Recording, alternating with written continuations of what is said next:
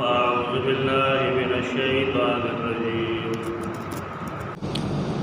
بسم الله الرحمن الرحيم ما يفتح الله للناس من رحمة فلا ممسك لها وما يمسك فلا مرسل له من بعده وهو العزيز الحكيم يا أيها الناس اذكروا نعمة الله عليكم هل من خالق غير الله يرزقكم من السماء والأرض لا إله إلا هو فأنى توفكون بحث دا اسماء الله الحسنى شروع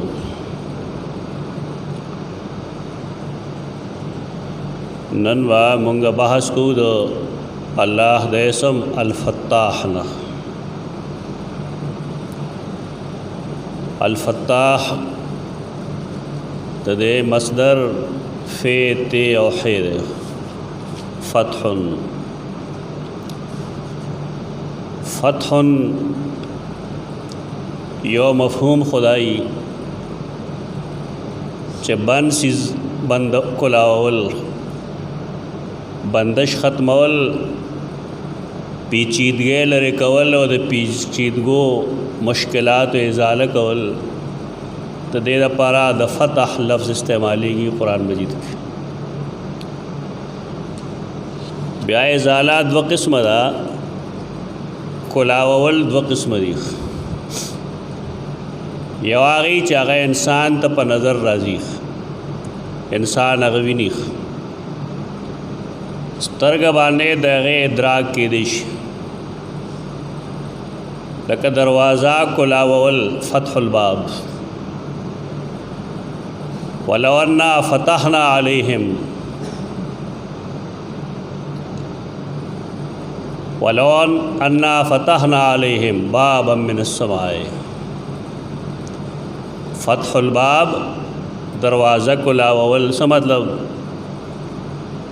سترگو باندې سړی ویني چې دروازه کولاو ده او که دروازه بنده ده کله سامان کولاول آئے کې قتل ولما فتحوا متاعهم سورۃ یوسف کې راځي چې کله هغوی خپل سامان پرانسته فتحوا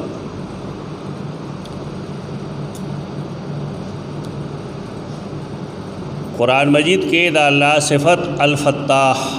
دے استعمال یو ځل راغلی دے سورۃ السبا کے شپږی آیت کے وهو الفتاح العلیم الفتاح یو ځل استعمال شوی عبد الفتاح پنوم باندې ډېر کم نمونه غوږونه اوري یعنی ډېر کم نوم داخل دی عبدالفتاح په نوم ډېر کم اسماري یو خو دا قسمه فتح الباب دی یا فتح المتاع دی چې هغه انسان په سترګو باندې ویني دویم مشکلات لرې کول مصائب لرې کول چې هغې ته مونږه د غم ازاله وایو دے دا پارم عربے کے فی تی حی استعمالی قرآن مجید کے دے استعمالوں ډیر کثرت سره شوی دی ربنا افتح بیننا وبین قومنا بالحق سورۃ الاعراف کے آیت 89 کے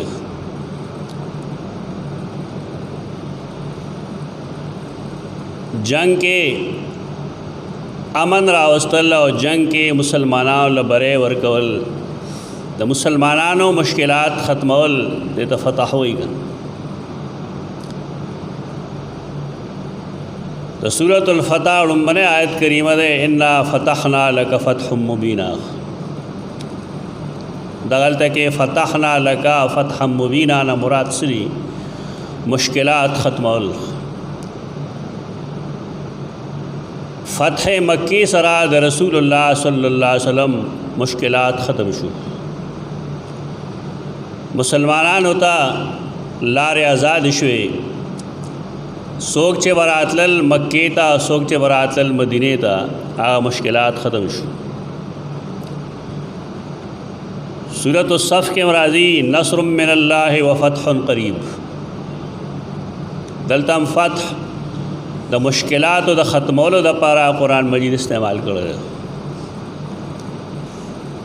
او سورۃ النصر کې هم اذا جاء نصر الله والفتح ورأيت الناس يدخلون في دين الله افواجا. کم مشکلات چې تا ته مکی والو پیدا کړو، کله چې ختم شي او مکه فتح شي، ستا ازاله د غم وشي، ستا هموم ختم شي، نای وخت کې ستا کار بدایي چې ته د رب ته ځان وسپاره، رب ته رجوع کړه. دا د فتحې استعمالات دي. انسان باندې مختلف قسمه مشکلات راځي، مصائب راځي، تکالیف راځي. پای ټولو تکالیفو کې او پای ټولو مشکلاتو کې راحت او آرام څوک راولي؟ داغه تکالیف و ختمون کې څوک دی؟ کم آیت کریمه چې ما ویلې ده د سورۃ فاطر، اے کہ اللہ رب العزت مونږ ته دا عقیده خیخ چې هغه کامیابی، هغه خوشحالی چې هغه الله درکول غواړي، دا هغې څوک منع کوونکی نشته دی. او کم سیز چې الله بند کړی دی، ما یمسک فلا مرسل له من بعده، دا هغې څوک ورکوونکی نشته دی. د دې نه یو بنیادي عقیده قرآن مجید مونږ ته ښیي. دا عقیده کتاب قرآن مجید دی او د رسول الله صلی الله علیه وسلم هغه احادیث دي چې هغې ته متواتر وایي. دا دوه بنیادي څیزونه دي چې په دې عقیده جوړېږي: متواتر احادیث او د رسول الله صلی الله علیه وسلم چې کوم کتاب راوړی دی قرآن مجید، د هغې یو آیت کریمه. دا دوه څیزونه دي چې په دې د عقایدو بنیاد دی. نن د بدقسمتۍ نه زمونږ ته د عقیدې کتاب نه دی معلوم. انسانانو څه کتابونه جوړ کړي دي، په هغې باندې تش عقلي دلایل پیش کړي دي، او هغې ته د عقایدو کتاب وایي. شرح العقاید نوارې تر اخره پورې کم خلق چې کتابونه لیکي، په کې قرآن او حدیث نه کوي الا ماشاء الله ډېر کم کوز به یې بګي. د دې وجه دا ده چې زمونږ د عقایدو اکثر کتابونه معتزله ولیکلي، او دا هغه علم الکلام و چې د دې زمانه کې ضرورت وو. هغه زمانه کې ضرورت و چې کله یونانی علم، یونانی فلسفه مسلمانانو ته راغلې، او دلته کې کمزور علم والا په شکوک او شبهاتو کې مبتلا شول، نو اهل اسلام دغه علم الکلام تجویز کو، او په هغې د دغې خلقو جوابونه کول شروع کړل. خو اوس مصیبت دا شو چې خلکو هغه علم الکلام د اسلام عقاید وګڼل. قرآن او حدیث ته څوک نه راځي. هر سړی خپل عقیده یو خاص کتاب کې ګوري، کم چې د هغه اکابرو لیکلي. مونږ ته دې وخت کې ضرورت د دې خبره دی چې د اکابرو په نوم باندې کم کتابونه لیکلي شوي دي، د هغې تحقیق دې وکړی شي. چې کې چېرته د قرآن یا د حدیث خلاف څه خبره خو نه ده راغلې، که راغلي نو ښه په کله او دل او دماغ دی د هغې اقرار وکړی شي چې دا غلط دی. د دې وینا دا مطلب نه دی چې اکابر یا مشران علما هغې دیده دانسته غلط عقاید ښودلي، دا نه دی مطلب. کله د انسانانو نه غلطی وشي، مشر یو کس نه غلطي وشي، نو کشران چې څومره راځي نو هغې د هغه مشر په اعتماد باندې هغې غلطۍ کې د هغه ملګرتیا کوي، ګوري نه خو چونکې هغه مشر کړي او په مشر هر څوک اعتماد کوي، د هغې اعتماد په بنیاد باندې یو غلطه خبره مشهور شي. د دغه ځای نه د مسلمانانو د عقایدو زوال شروع شي. عقاید قرآن کی لیکلی، عقاید د رسول الله صلی الله علیه وسلم په متواتر احادیثو کې لیکلی، دا هیڅ چا نه دی ویلي چې ګندې د قرآن او د حدیث نه علاوه د یو قطعی نص نه علاوه په بل څه څیز باندې عقیده جوړېږي. مونږ چې کوم دور کې ژوند تېرو په دې کې خلک په خوبونو باندې عقیدې جوړوي، په تجرباتو باندې عقیده جوړوي، د غیر معصوم خلقو په اقوالو د هغې په افعالو عقیده جوړوي. دا بنیادی غلطی ده چې کله سړی د دې غلطۍ وضاحت شروع کړي دا سړی خلک بدنام کړي چې دی جی اکابر نه مني. نو که دا سړی تا ته دا وایي چې تا الله او رسول نه منې نو بیا اوس وایي د دې جواب خو دغه دی، د الله نه څوک لوی نشته دی. اذان کې زمونږه شپږ ځله اعلاني چې الله اکبر، څلور ځله اول کې وایو، دوه ځله آخر کې وایو، او چې کله اقامت شروع شي نو بیا هم شپږ ځله ویلی شي الله اکبر. د دې مطلب دا دی چې د الله نه بڑھ کر څوک نشته. د دې مطلب دا دی بنیادی طور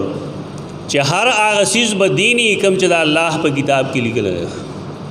په دې کې چې نه هغې ته دین نشي ویلی. هر هغه څیز به دیني کم چې محمد رسول الله صلی الله علیه وسلم په قول او فعل کې موجود. ځکه مونږه اقرار کوو د محمد رسول الله صلی الله علیه وسلم د نبوت او د رسالت. خلق دی باندې جنگونه کوي اوس چې که بالفرض قرآن او حدیث کې څه اشکالات پیدا شي نو اصل به قرآنی کا اصل به حدیثی. اهل حق په دې جنگونه کوي، د چا خیال لای چې حدیث واصلی، د چا خیال لای چې نه قرآن واصلی. اصل لاره چې فریقین دې خبرې ته سوچ نه کوي چې دا موږ څه وایو او په کم دور کې دا بحث چلو. قرآن او حدیث چې کله صحیح دي د دې منبع یوي، یعنی د امت مسلمه عقیده دا ده چې د قرآن او حدیث منبع یو ده د الله ذات.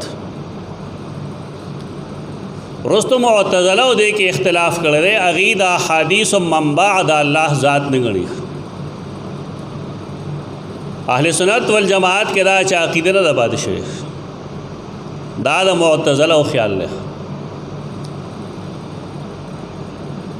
د اهل حق رائے دا ده چې چونکه احادیث ظنی دي او قرآن مجید قطعی دی، لہذا ظنی با د قطعی تابع کی. دا خبره په ظاهر کې ډېر آسانه ده په ویلو کې، لیکن دی چې کوم اشکالات پیدا کړي دي په هغې چا سوچ هم نه دی کړی. احادیث ظنی دي څه مطلب دی چې حدیث ګماني چیز دی، چې بیا ګماني چیز دی نو بیا ان بعض الظن اثم، بعض ګمان چې کوم دی هغه ګناه. د مشرکینو کافرینو او منافقینو باره کې دا واضح قرآن لیکلی دی چې اکثر پدې کې اتباع د ظن کوي. شاید دا خلق پدې په خپل هم نه پوهېږي چې حدیث ته مونږ ظني وایو څه مطلب دی. د دې دا مطلب نه دی چې دا یو ګماني څیز دی. نن چې کوم خلق د حدیث نه انکار کوي یا په حدیث کې بے جا تعویلات کوي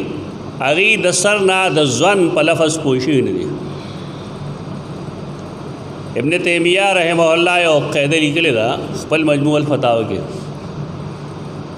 3 جلد کې چې انسان ته قرآن او حدیث کې مشکلات وخت کې پیدا کی چې کله د قرآن یا د حدیث اصطلاح په موجوده اصطلاح کې د هغې وضاحت شروع کی. یعنی قرآن کې یو لفظ ته ظن، د ظن معنی ګمان نه دی. یو سړی د عربي ډکشنري را واخلي هغې کې دی وښیي چې د ظن په معنی ګمان نه. کومو خلقو چې د عربي اردو ډکشنري لیکلي دي په هغې کې به دا لفظ دي داسې او دا دلالت دی د هغې د کم علمۍ. ظن ګمان ته نه وایي. ظن د علم یو قسم دی. یو داسې علم ای چې هغه انسان په خپل سترګو، ژبه، خوله، لاسو، خپو، حواسو باندې معلوموي، هغې ته علم وایي. کم علم چې داسې چې هغه انسان په خپلو حواسو نشي معلومولی، هغې باره کې دی نه پوهېږي، بلکې نورو وسایلو او ذرایعو ته محتاج دی، نو هغې ته ظني علم وایي. ظني علم ګماني علم ته نه وایي. یعنی انسان په خپلو وسایلو، په خپلو حواسو یو شی نشي معلومولی، دی بل چاته د هغې محتاج دی نورو ذرایعو ته. نو د هغې نورو ذرایعو په سبب چې کوم علم ملو شي نو هغې ته به علم ظني وایي. حدیث ظني دی، د هغې دغه مطلب دی، ګماني معنی نه ده. د دې یو مثال به درکړو. تعالی قیامت یو یقیني ورځ ده چې دا به راځي، او په هغې یقیني ورځ باندې الله سره ملاقات د مسلمانانو دا یقیني دی، د نصوص نه ثابت دی. لیکن قرآن مجید چې کوم ځای کې د قیامت تذکره کوي نو هلته کې د ظن لفظ استعمالوي. یظنون انهم ملاقو ربهم وانهم الیه راجعون. د دې څه معنی ده چې ګمان کوي. دلته که چا معنی ګمان کړي نه هغه بیچاره اړو پوه شوی نه دی. قیامت د هغې علم یو انسان په خپلو حواسو نشي حاصلولی. د انسان ذهني اپروچ د ده وسایل دومره نشته چې دی په هغې باندې قیامت معلوم کړي. مونږ سره د هغې دوه ذریعې دي، یو ذریعہ قرآن مجید دی، یو ذریعہ د نبی کریم صلی الله علیه وسلم فرامین دی احادیث نبویہ. دا د انسان د خپلو ذرایعو نه علاوه دوه نور ذرایع شو. په دې وجه د قیامت علم ته به ظني علم وایي، ګماني نه. دا د نورو په وسایلو مونږ ته معلوم شوی دی، دا الله په ذریعه معلوم شوی دی او د رسول الله صلی الله علیه وسلم په ذریعه معلوم شوی دی. انسان دا په خپلو حواسو نه دی محسوس کړی او معلوم کړی، ځکه به دې ته ظن وایي. اوس به ګورو که زمونږه دا سبب او دا ذریعه قوي وه، کلکه وه، نو بیا به ظن د یقین په معنی، او که دا ذریعه کمزورې وه نو بیا به ظن د ګمان په معنی باندې. الله او رسول چې مونږ ته د قیامت په باره کې څه فرمایلی دي، نو د الله او د رسول نه زیات قوي ذرایع په دې باب کې بل څه نشته. چونکې بنیاد کې انسان د علم په خپلو حواسو نه دی معلوم کړی، د بل په ذریعه معلوم کړی دی، ځکه به دې ته ظن وایي. لیکن د دې معنی به یقین وي، ولې د الله او د هغه د رسول نه قوي ذریعه د علم بله نشي کېدی. اوس دې مفهوم کې ووایه احادیث ظني دي، څه مطلب دی؟ یو قرآن مجید دے قرآن خو کته ارزه کې وای چې قل اعوذ برب الناس ملک الناس اله الناس نو ماشومان به تاته وای چې دا قرآن دی. لیکن یو ځای کې ته حدیث بیان کې چې تق دعوت المظلوم نو چا چې حدیث نه ویلی نو هغه ته ودا پته نه جدا سړي حدیث ته ځواني په دې معنی وای دا کم صاحبان چې لګیا دي ګماني چیز ده قرآن خونه غړل نو قرآن وینې ته غړل دا ډېر د شرم خبره ده چې سړی قرآن طرف ته دعوت ورکړي او هغه حدیث ځواني په دې معنی غني دا ظلم کوي د علم دیوالی او باسل رخ ځواني ورته ولې وي حدیث ته په دې وجه باندې چې احادیث په خپل ثبوت کې سند ته محتاج دي دا غي سند ته وکړي شي سند نرست بعد هغه تجزیه کولی شي که سند صحیح ثابت شنه حدیث ته صحیح ویل شي که سند صحیح ثابت نشنه حدیث ته ضعیف یا کمزور یا موضوع ویل شي په دې معنی باندې حدیث ځون نه دي حکم صاحبان چې شپه ورځ لګایي چې حدیث ځون نه دي او په دې عقیده نه ثابت دي غپ لګول حدیث ځون نه دي لیکن په دې معنی نه دي هغه په دې معنی ځون نه دي چې حدیث په خپل ثبوت کې اسناد ته محتاج دي قرآن او حدیث ته دې منبع یو ده په دې وجه دا جګړې کول کوم چې نن سوال لګیا دي چې کوم شی به مخ کی قرآن به مخ کیږي ولا قطعی الثبوت او قطعی الدلالت ده او حدیث د رسول الله صلی الله علیه وسلم ځنی دی په دې معنی باندې چې هغه اسناد ته محتاج دي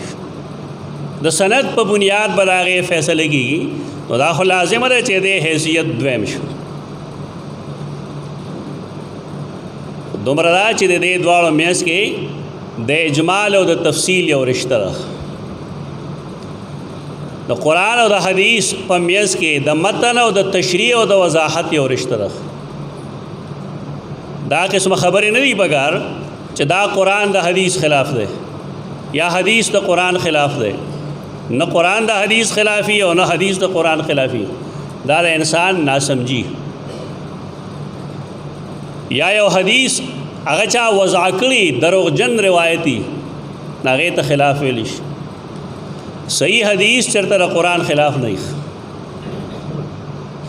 دا جګړه ختمېدل پکار دي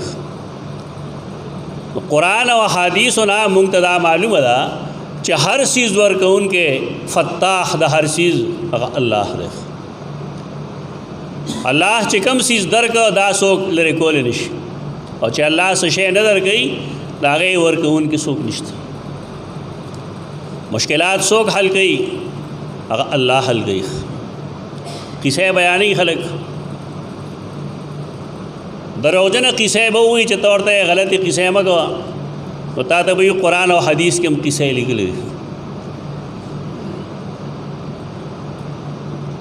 خبره خو صحیح کوي چې قرآن او حدیث کې قصه کوي اشتره لیکن د دواړو سند کې فرق دی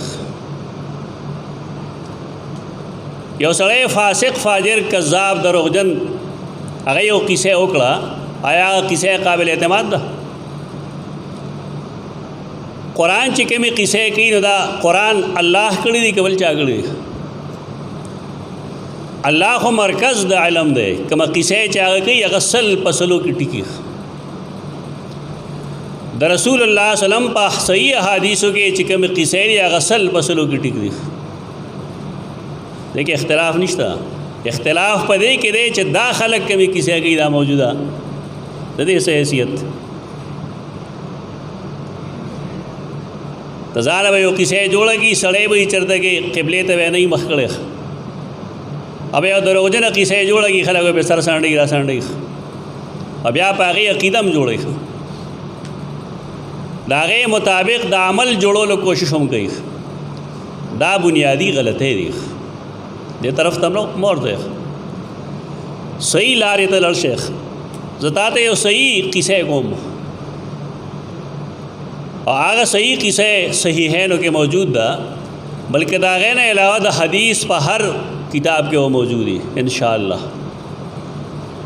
अगेदा क़िस्सत अस्हाबिल गार हुई द्रे कसान दिया अगर द्रे कसान सफ़र लजी बारान पर आगे ने यो गार तो न वतल अल्लाह शान चलागे गार खुलो यो गठ बंद गड़ख दा हदीस दे दा तो चाद किताब की सैन द रसूलुल्लाह सल्लल्लाहु अलैहि वसल्लम द सही हदीस की सै रख च बनी इसराइल के दासे वाक़या पेश हुआ उस चिकले दागी द गार खुला बंद शुआ न असांत्या व सोक रावली उस फत्ताह सोक दे दा मुश्किल ब सोक लरी गई फारिजुल गम सोक दे उसको किसे गई खलक च फलाने फारिजुल गम दे फलाने फारिजुल गम दे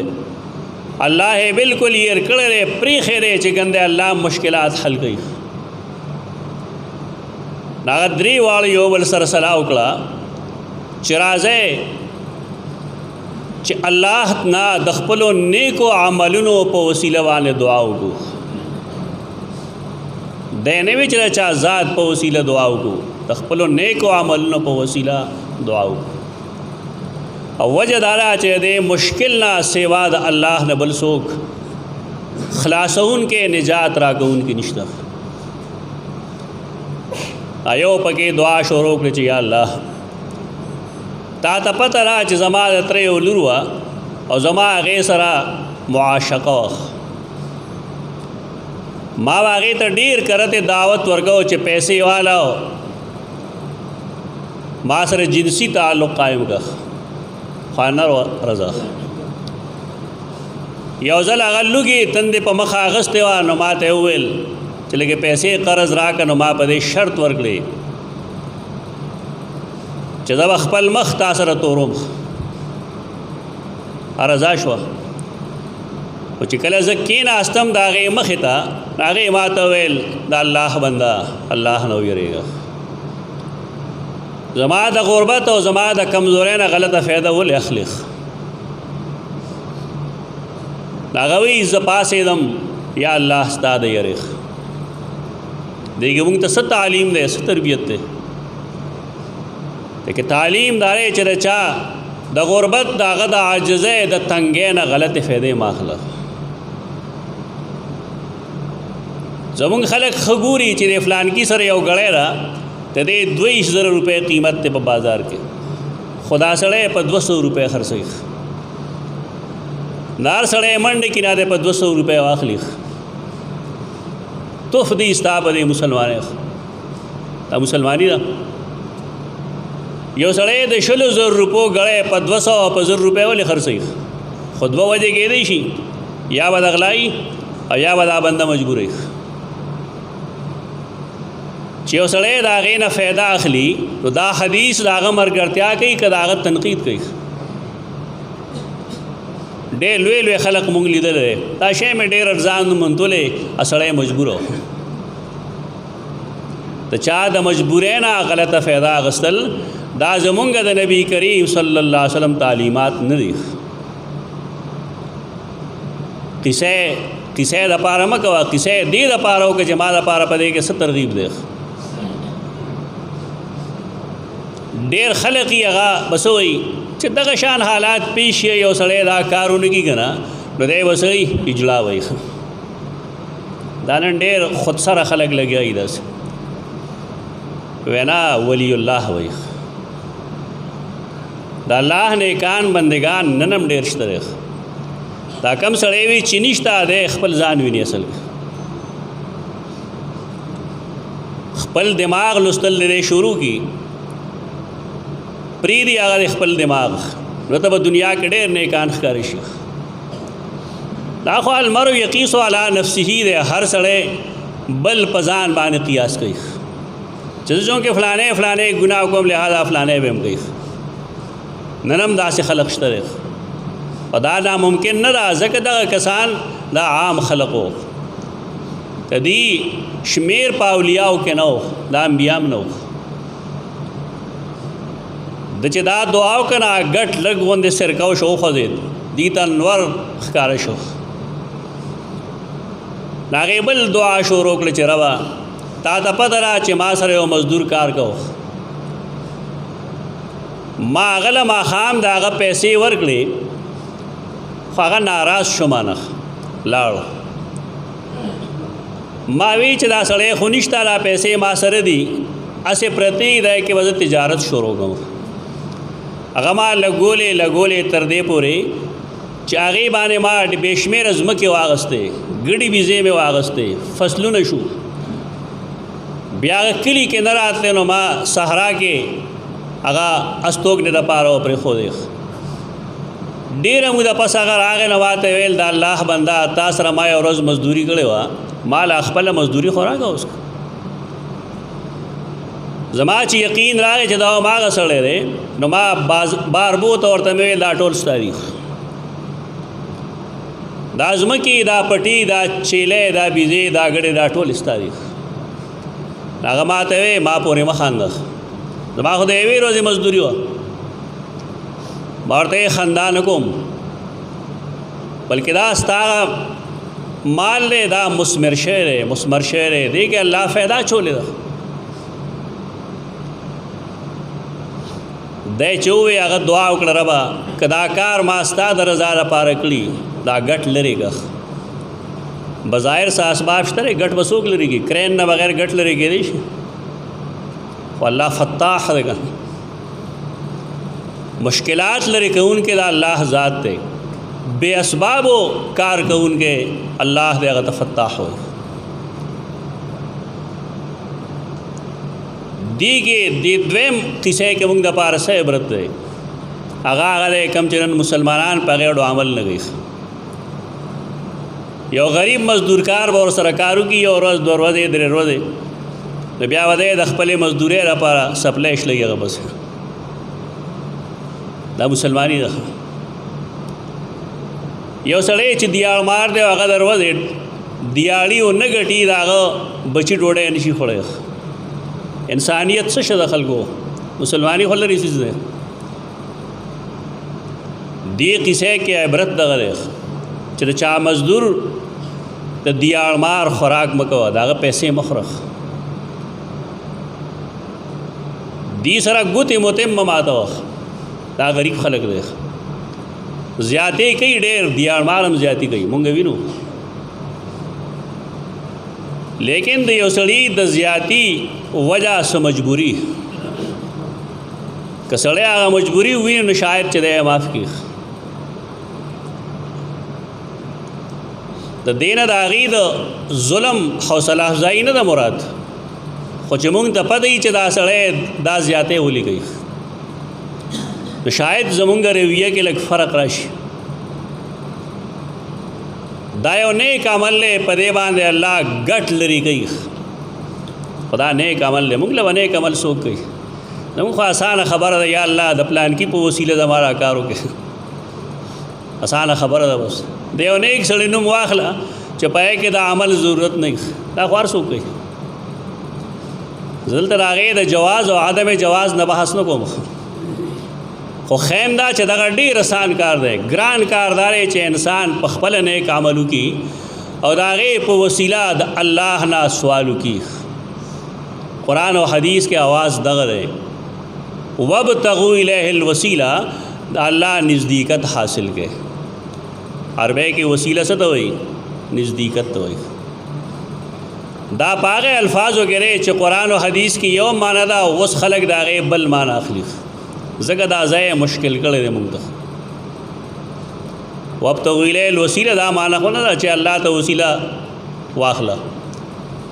عربی لغت راواله تا ته وایي الوسیله القرب التقرب نزدېکت ته وایي او الله ته انسان پس نزدیکی په ښه عقیده او په نیک عمل. د چا په ذریعه خو قرآن او حدیث کې دعوت نشته. هغه دریم پکې وي چې یا الله تا ته پته را زما پلار مور کمزوري ما به د هغې ډېر خیال ساتو ګډې ویزې او ما ماښام راوستې زما ماشومان بچي هم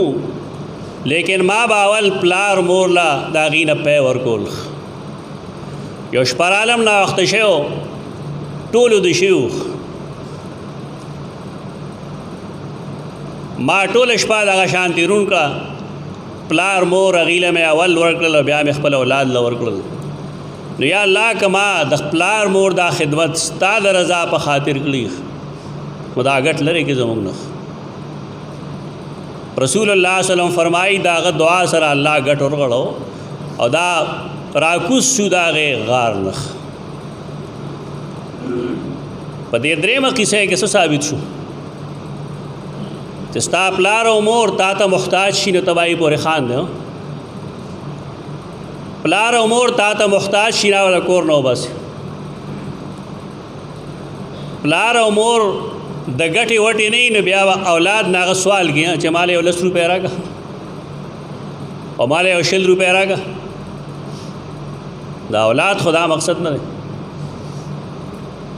او عجیبه د ظلم خبره ده چې یو پلار با 10-12 بچی صادق خدا 10 بچی بیا یو پلار او یو مور نشي ساتل. او ډېر ظلم دی چې تقسیمیږي چې مور و پلان کی سری او پلار و پلان کی سری. وستا چې سړی خپل خزه جدا کیده وسوي پدې کې څه شعر څه عبرت ته پدې کې دارې چې اول د پلار مور حق دی. دا اعمال دي ځان د ګناه نه بچ کول د الله د یری نه، ځان د مال د مینې نه بچ کول د الله د یری نه، او د پلار مور خدمت کول د الله د رضا لپاره. دا اعمال صالحه دي چې د په وسیله باندې الله مشکلات حل کوي. موږ ته مشکلات د حل کولو ذریعہ نه دي معلومه. مشکلات چې حل کې دغه طریقه ده. ګناهونو نه یو طرف ته شخ، بد اخلاقونه یو طرف ته شه، مالی معاملات تر چا سره سمګه. نن ډیره د شرم خبره ده، حاجی سے بھی عالم سے بھی بارش وي خو چې تاسو سره مالی معاملو کې تا ته پته لګي اورې غند دیوی پیسې اعتماد په نشي ګوره. ترې څه مطلب شو؟